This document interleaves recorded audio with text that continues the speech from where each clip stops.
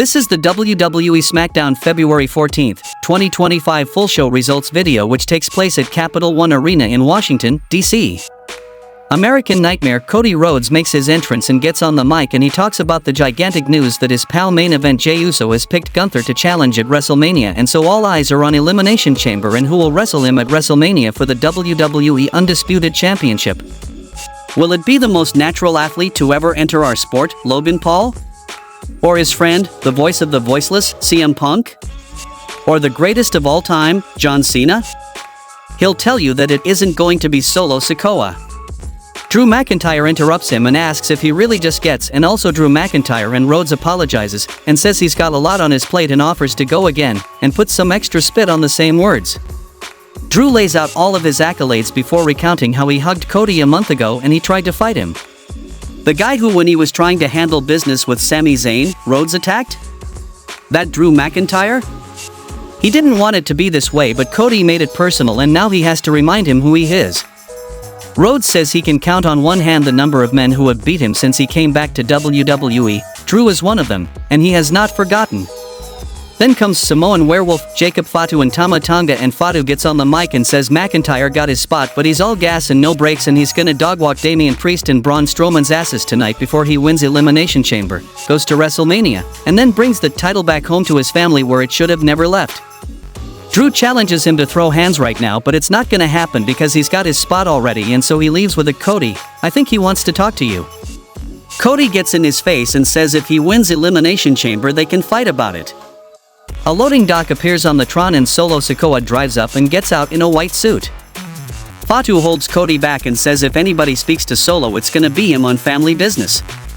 Cody tells him he can have the first word but he'll have the last, then Jacob and Tama stride out up the aisle to go talk to Sikoa. Back from the commercial, we see Jacob Fatu accost a crew member backstage on his hunt for Solo Sikoa. Wade Barrett interviews Trish Stratus in the front row, and she says it was great to deliver a little stratisfaction in the Royal Rumble, and coming in at number 25 was a great way to kick off her 25th anniversary. She talks about how exciting Elimination Chamber is and she'll be there, she just has to decide whether she's watching from the seats or a suite. Then we saw the Elimination Chamber qualifying match between Chelsea Green versus Naomi, and the result of this match was Naomi defeated Chelsea Green by pinfall with the split-legged moonsault, qualifying for the Women's Elimination Chamber match. We get a Twitter promo from Sami Zayn about his neck, which isn't doing too well. There's nerve damage and he's seeing a specialist, but the last couple weeks have been particularly tough coming to terms with what's happened between him and Kevin. It's become a joke about how many times they've turned on each other, but this one was different. They both know exactly what he was trying to do with the package piledriver, not to get ahead or send a message but to end his career, and over what? Not helping him win a wrestling match? You didn't see him sprinting out there with tears in his eyes to check on you? That's what he thought being there for someone was, but for KO it was he should have pushed Cody off a ladder? He doesn't know when he'll be cleared, but when he is, he and Kevin are gonna go ahead and it's not gonna be fun. The next match happened between Los Garza versus Motor City Machine Guns, and the result of this match was Motor City Machine Guns defeated Los Garza by pinfall after hitting Skull and Bones finisher on Humberto Carrillo. Back from the commercial, Jacob Fatu storms into Solo Sikoa's locker room and demands to know what's going on. Solo says he needed time off, and since he lost to Roman Reigns he hasn't been himself. He let himself down and he let the whole family down, and that's hard to deal with, but he wants to take back over, together, and that starts with Fatu winning at the Elimination Chamber, at Mania, and taking the title back for the family. Jacob wipes his nose and goes to walk away, and Sikoa grabs him and tells him he loves him. Fatu storms off wordlessly and Tama Tonga gives Solo a look before leaving himself. Shinsuke Nakamura makes his entrance and gets on the mic, and he says something in Japanese before continuing in English that he's watched for weeks from the shadows praying for a worthy challenge. He says there's no warriors here. LA Knight interrupts him and says well, Shin here is playing two lies and a truth, he's been hiding in the shadows, that's true, but he doubts that he's been looking for worthy contenders or tests. He talks more trash and gets in the ring. Then comes The Miz and he says a year ago he said LA Knight was a flash in the pan, but here we are, the WWE Universe eating out of the palm of his hand, and that just proves that the fans aren't educated. They're basic, and he sees what Shinsuke sees, that nobody is worthy, but you know who's worthy?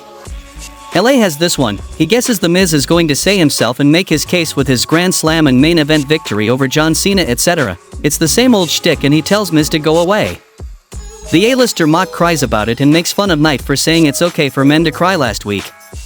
Knight says he's right. He said it was okay to cry, but it's just like Miz to miss the point and go too far, and at the top of the list of all-time crybaby bitches it's Miz and Drew McIntyre, neck and neck.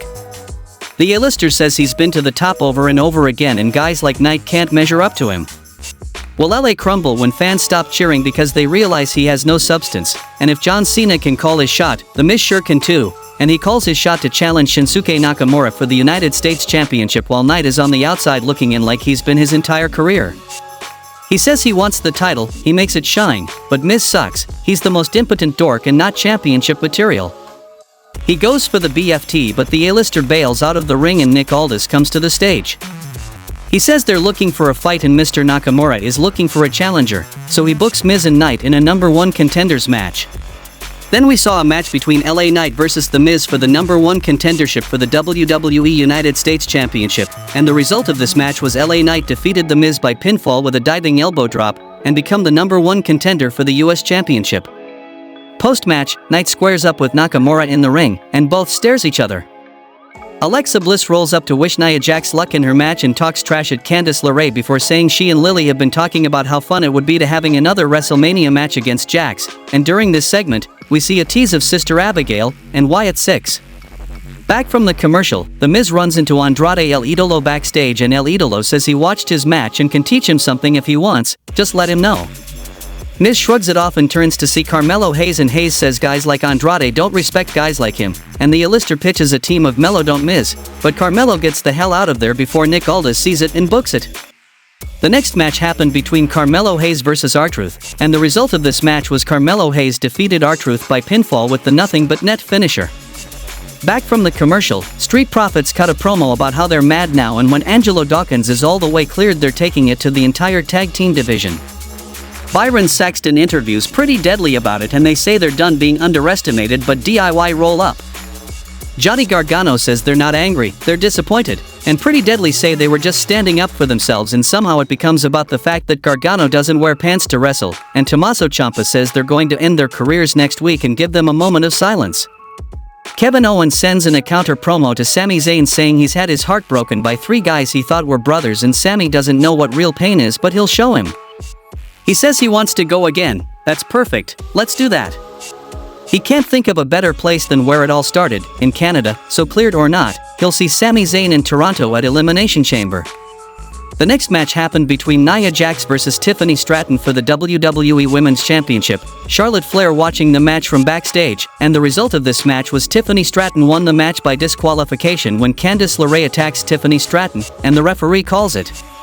Post-match, Nia Jax rolls with it and lands a corner body avalanche before going up for the bonsai drop. Post-match, Trish Stratus jumps the rail and makes the save, but that damn numbers game overwhelms her right before referees and road agents appear to break it up. But Nia drops a leg across Tiffany's back for good measure.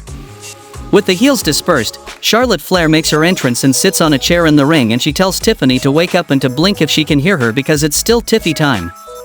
She chooses Stratton and she'll see her at WrestleMania. Nick Aldis brings Bianca Belair and Naomi in because he has an update on the Jade Cargill situation, a video sent in anonymously. It takes him a few tries to get the video to play, and it shows Liv Morgan and Raquel Rodriguez walking around the loading bay. Bianca thanks Nick for showing them, but they already knew. Aldis says not to jump to any conclusions, he has to call Adam Pearce and figure things out. Bianca says he doesn't have to call anybody, they're going to Raw to get it done themselves. Byron Saxton interviews Tiffany Stratton backstage, and she says it's hard to focus on WrestleMania after what Candice and Nia did, and Trish Stratus rolls up to pitch a tag match for Elimination Chamber. Stratton asks if it's gonna be Tiffy and Trishy time in Toronto and giggles and claps. Drew McIntyre chats with Big Jim Uso backstage, and he says it would have been huge if Jim could have fought his brother for the world title at Mania, but oh well. He offers advice, he used to be angry like Uso, and he has advice. His career's in the toilet, but he married up, right, Jay? Sorry, Jim Uso lays him out with a super kick. In the main event of the show, we saw Elimination Chamber qualifying match between Braun Strowman versus Damian Priest versus Samoan werewolf Jacob Fatu, and the result of this match was Damian Priest won the match by pinfall when Strowman goes to finish Fatu, but Solo Sikoa attacks Strowman with the Samoan spike. Then Cody Rhodes comes to brawl with Solo Sikoa, and Tama Tonga blindsides the Nightmare and beats him down, holding him up for Solo, and Cody ducks the spike, and Tama eats that. Fatu confronts Solo over it, but Priest blindsides him and sends him over the Timekeeper's barricade, and Cody hits Crossroads to Solo. Then Damian goes inside the ring and hits South of Heaven to Braun Strowman, wins the match and qualify for the Elimination Chamber match. Post-match, Rhodes shakes Priest's hand and the show goes off the air. How much you would rate this week's SmackDown show? Let me know in the comments, and thanks for watching.